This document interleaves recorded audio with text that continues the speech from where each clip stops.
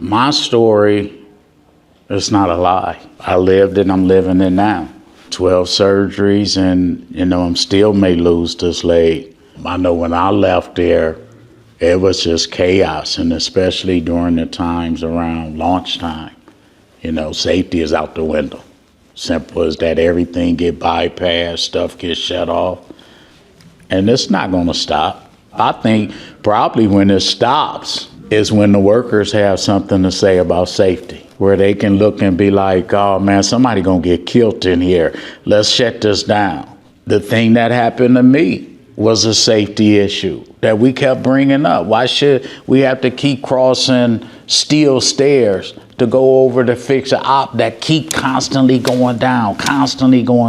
But the way it is now, hell, you go to your union, it's just like going to management.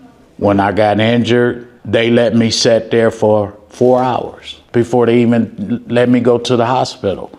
My legs sitting up there red, puffed, swollen. All of a sudden, oh, we'll give you a chair to sit down. We'll give you another employee so you could tell him what to do. But you didn't do that when I'm running over these damn steps by myself all day.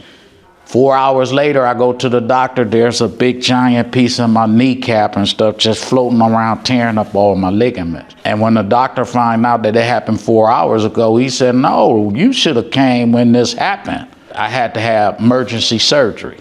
So then I'm off work until I see the surgeon. I get a letter the next day, FedEx to my house. You have to return to work that Monday or you'll be fired.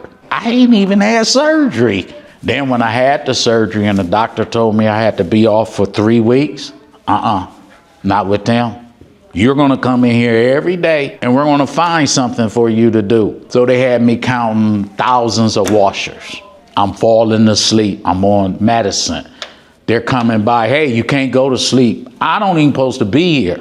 So after I do all that, then they put me on the floor. And I'm sitting up there dozing off, there's blocks coming down the line. I could easily just fall over and just slice my whole head open. And my chairman of the union, I'm like, dude, what the hell is going on? Well, you gotta kind of do what do you mean, dude? I don't even supposed to be here. I'm on Oxycontin, man. I'm on the floor, I can barely stand up, and y'all making me work. The next thing I know, I woke up, there was human resource, the chairman of the union, a couple other people standing over me told me I'm fired because you went to sleep. What hurt me more than anything is my union. They did not do nothing for me. Nothing. Always told me just abide by what management said. We're fucking slaves. That's what we are. What happened to Ronnie, I know shouldn't have never happened. I knew Ronnie, and we worked in the same area. We see each other every day, lunchroom, everywhere. We became buddies. When I got hurt, Ronnie was still calling me. Hey man, how you doing? You need anything? You cool? You could tell people who take safety at the utmost. Ronnie was like that. Hey man, make sure you put your lockout on there. He come from an aircraft manufacturing where they, and their stuff is much stricter than ours.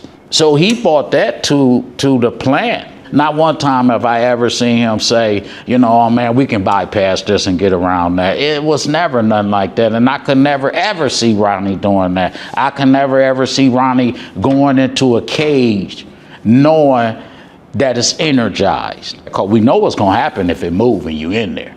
It ain't gonna be like, oh, stop robot. It's either death or maim. There's no warning, it's just a boom and it's gone.